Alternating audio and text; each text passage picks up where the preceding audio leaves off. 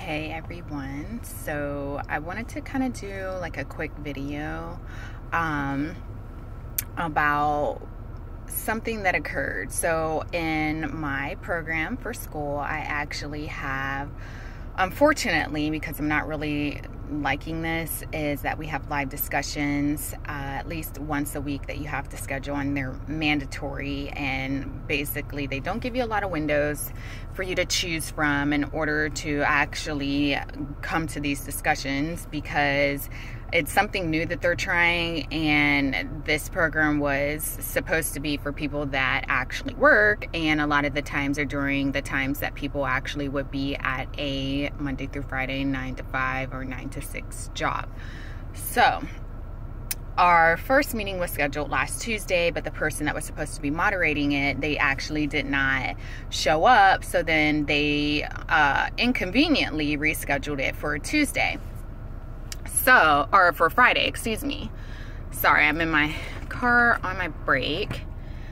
And basically what occurred is that there was a Word document that was posted on like our shared screen, the girl that was moderating it, and the case study, we were basically supposed to read it and then kind of think out loud and come together about what are their symptoms and essentially what do we think this patient could be diagnosed with.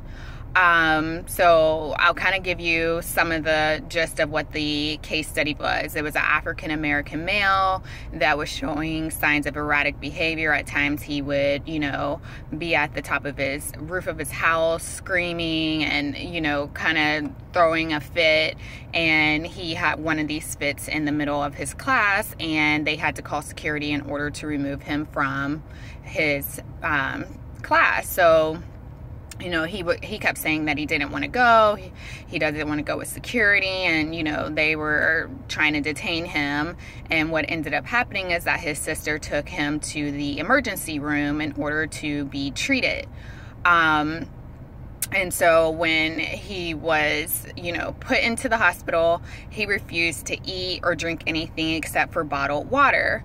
So that's kind of basically what the whole case was. I mean, it's very short. It's probably like 7 or 8 sentences. Not very much to go off of, not very much to really give a concrete diagnosis. If you're in this field or you are preparing yourself to be in this field, just understand that there are a lot more things that you need to know about a person before you can diagnose. There's a lot that goes into it, and it involves the DSM-5 and a lot of other assessments in order to break down what the disorders are for the rule out processing.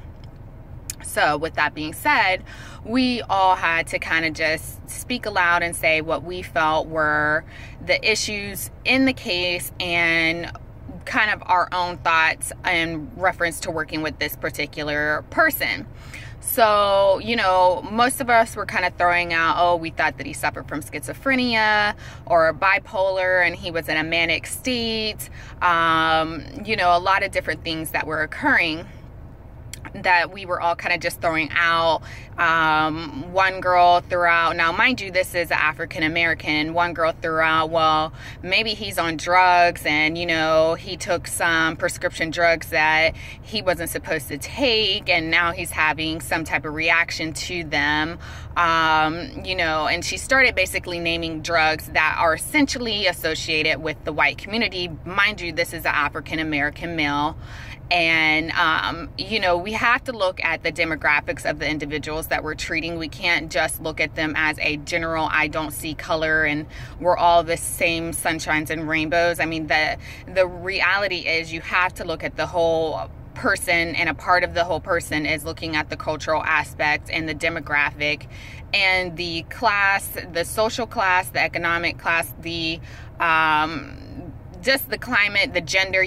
There's a lot of things you have to look at. It's just not so simplistic as reading a case study and then saying, I conclude it's this. I mean, if that was the case, anybody could do it. It takes a lot of time, practice, effort, and due diligence in order to make sure that you are diagnosing properly, because a misdiagnosis could lead a patient on the wrong treatment plan. Or what was brought up is that it could actually lead a patient to not only be on a wrong treatment plan, but actually have symptoms that could be actually, this person could be reacting from drugs they could have taken, or failed liver or failed kidney. A lot of those things actually do play out to look like a mental disorder, when in fact it could be something in their body that is just physically shutting down, but it is mimicking mental illnesses. So these are things that when you are a clinician, that the first rule of thumb is to make sure that your patient is being checked out by a physician and cleared before you begin your treatments. So with that being said, there was a girl, and she was in the class. Actually, there were two. So basically, let me give you the breakdown of the demographics of the people that were in the class. There were 3 white females and 3 black females. Yeah, something like that. It might have been, and 1 Asian female. I'm trying to think of everybody. It was pretty much all females. There were no males. And so, you know, we're not going to, and unfortunately we didn't get the male perspective on this case, which I would have loved to have heard what they thought, you know. But the one thing that kind of irritated me and some of my other peers that are African American is that 2 of the white girls said that they wouldn't feel comfortable working with this type of patient. And when the girl asked why, they were like, well, I would just be scared because, like, he seems like he's angry and aggressive. Okay, so you have a patient that is acting out, and your first thought is you're scared because he's angry and aggressive. Is it because he's acting out? Like, now, mind you, in the case, it doesn't say that he's done anything that is causing harm to himself or harm to anybody else. It's just saying that he's refusing to leave the class because basically it was inferred that he didn't want to leave the class because he didn't feel safe leaving with security. And if you think about in today's climate, it's quite understandably why an African American male would feel like he would not be safe leaving with any authoritative figure, especially a police officer or a security person. It's completely understandable. So these 2 girls decided that they wanted to say that they would feel uncomfortable because they would feel scared because he just seemed angry and aggressive. Okay, pause. If it had been a white person, would you have felt the same way? That was kind of my first thing. Not only that, but I didn't really appreciate the fact that they decided to say that, well, maybe he's on opioid prescription medications, when in fact prescription medications is not an epidemic that is affecting the black community. It is an epidemic that is facing with the white community, which should be in fact treated the same way that African Americans were treated when Hillary Clinton said that blacks essentially in the inner city dealing drugs are super predators. And in fact, the white community should be treated the same way, and they should be locked up at the highest rates, just like our African American males have been locked up. But of course they're not, because the system is not in favor of African American males. It's in the favor of white males. So of course it's going to be looked at as a epidemic instead of a hazard to society, and something that should be dealt with accordingly moving forward. So these girls were saying that, sorry, I'm just watching somebody that looks like they're about to hit somebody's car. These people can't drive. This girl was saying that, you know, she just felt like she would be so scared. Now, mind you, this is some meek white girl, and she just was like, I would just be so scared to even deal with him. Okay, there's nothing in the case outside of him being African American and saying that he has erratic behavior, which is the same erratic behavior that gets mentioned in almost every case that we read of different cultures, and not once do these same individuals say that they would feel uncomfortable or scared to deal with these type of clients. So that leads me to the racism and discrimination that is actually exemplified in this field and many other fields that are in the health industry. I don't know if anybody that is watching this is familiar, but this is not something new. You know, a lot of our men and women, unfortunately, the demographic of health counselors and psychologists, the the growing amount of minorities is increasing, but unfortunately right now in the state and the year that we're in right now, the majority of counselors and psychologists, at least in my area and many other areas within the United States, are predominantly white, middle-aged females. So you have to understand the mindset that goes with that. That mindset basically entails that these are not the people that are going to understand and really think about the cultural impact of perhaps why this person is behaving in which they are. They're immediately going to take that, I feel so scared, I feel so threatened, never mind the history of, you know, their culture and the stuff that has happened to us as African Americans. They're scared of us. I mean, the audacity of it is just quite hilarious in and of itself. But, you know, neither here nor there, discrimination is happening because a lot of our African American men especially are being diagnosed as angry and aggressive, depressive people, which is not always the case. Sometimes there are traumatic events. Our men are never looked at as the victims. Not only are they not looked at as the victims from outside of the community, they don't even consider themselves a victim of circumstance or situations because it has been drilled in their head that that is a sign of weakness, when in fact, in order to actually get the treatment that you need to succumb to the fact that in fact you are a victim at times, and in order for you to seek help and get the help that you need without the misdiagnosing, you have to succumb to the fact that there are instances where you have to allow yourself and be open to the process of getting proper diagnosis from somebody that understands your cultural background and makeup. You cannot go to these counselors that have no dealings with your culture and your community and expect to be getting the diagnosis that you would actually need in order to receive the treatment plans that would essentially help you have a better sound and mind. And that's not to say that anybody that is not African American cannot help, but like I keep saying, there is just something to be said for when you are in your own community and you're receiving help from people in your own community, that there's going to be an untold understanding that will occur.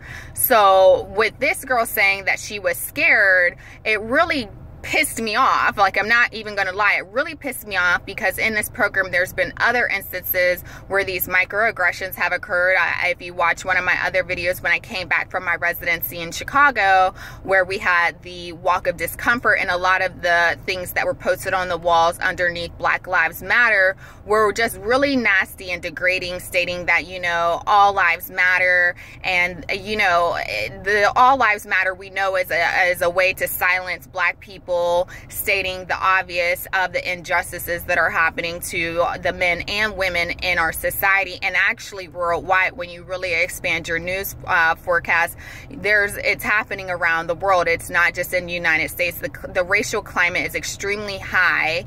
Especially being a person of color, we are completely being targeted right now, and it's not something that's fictitious and made up. It's actually a reality. It's a reality for our people that are victimizing us, and it's a reality for the people that are being victimized. So with this girl saying that she was scared, and another peer co-sign, I won't even say peer because quite honestly, like, I just pretty much wrote her off. Like, that's how pissed off I was.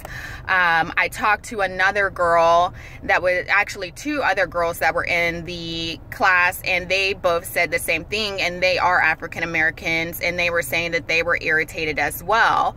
So there was another girl that was in another discussion post, but they had the same case study, and in her actual discussion post, they had the same case study. She said other people in the class that were white said the same thing. Like, I don't understand how the professors and the moderators of these discussion posts didn't stop. Like, I was so irritated that I had to take it upon myself to stand up and say, why? That doesn't even make any sense. Like, you're saying that you're so scared. And mind you, one of the girls is actually a white lesbian. And I'm like, you're the same demographic that people are targeting too, but yet you are placed because you're a white female first in a higher position than anybody that is African American, and yet you're sitting here playing the same stereotype out. And when I tell you, in this case study, there was nothing that said that this person was an aggressive, angry person. It did not say that he had committed any crimes. There was really not enough information to even draw a real conclusion for a diagnosis, let alone saying that you were scared. Her sole reason, and I'm not even putting words into her mouth, her sole reason was because she would be scared because he's an African American male and he just seemed angry. And these are the people that are going to be back. It's the cycle. It's the cycle, and it's so infuriating. I had actually looked up a case, and I hope other people look it up too. There are several cases where African American males especially are being misdiagnosed and mistreated for angry and depressive states.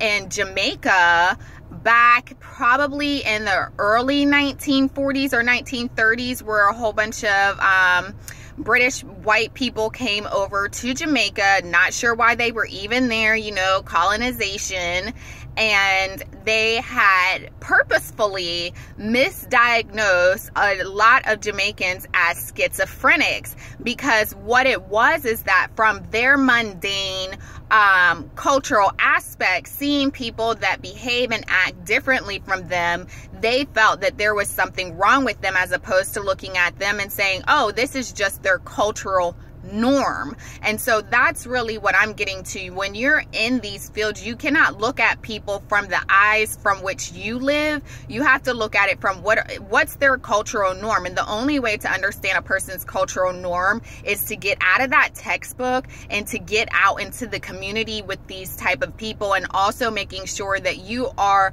especially if you're in your early stages of your undergrad in psychology, graduate, or even if you're all the way to your doctoral, is really engaged on a personal level with people that are unlike yourself, because you need to be able to really treat these people as a whole and not treat them with the bias of the white Western society tells you what is the normative and how people should behave. If you have people that are telling you that, oh, that person is angry and aggressive constantly on the media, your first thing before you really even get to what they're in your office for is that you're going to look at them and say, oh, they're angry or aggressive, because that's what society has conditioned you to believe, which is completely outrageous given the fact that we're not the ones that are the American terrorists. I mean, I just saw a news story where a white male domestic terrorist shot up a church, and this isn't anything new, but yet they're not being labeled domestic terrorists. They're not being labeled as people you should be scared of when they're coming and they're acting erratic. I've seen so many white males acting erratic,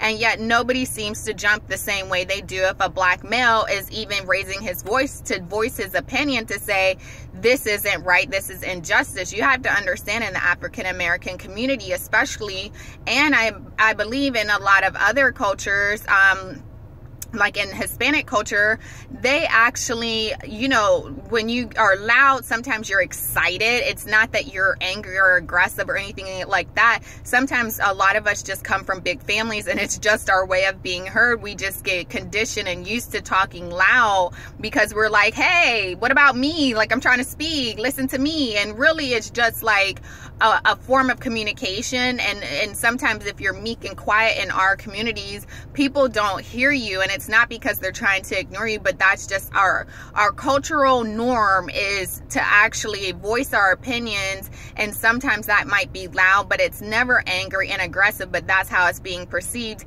And that's a part of the problem, because a lot of us are being misdiagnosed, and unfortunately it's putting us in the system. A lot of these people are being put into the prison systems because from an early age they're being documented as angry. Like, you know, I have had black school teachers that have told me that they have young African American children, boys and girls, and you know, they might get their paperwork from their previous white teacher and it's saying, oh, they're a problem child, they don't pay attention, yada yada yada.